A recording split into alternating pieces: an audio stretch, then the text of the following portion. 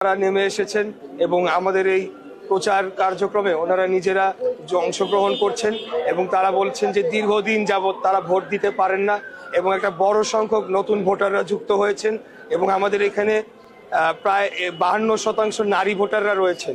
তো ওনারা বলছেন যে ওনারা আমাকে ভোট দিবেন, ধানের শীষে ভোট দিয়ে এই আসনটি জয়যুক্ত করবেন এবং ওনারা ওনাদের সমস্যাগুলো তুলে ধরছেন এবং আমাদের কাছ থেকে প্রতিশ্রুতি চাচ্ছেন আমরা যাতে এই সমস্যাগুলোর সমাধান করি। তার মধ্যে বর্তমানে গ্যাসের সংকটটি 1 নম্বরে রয়েছে।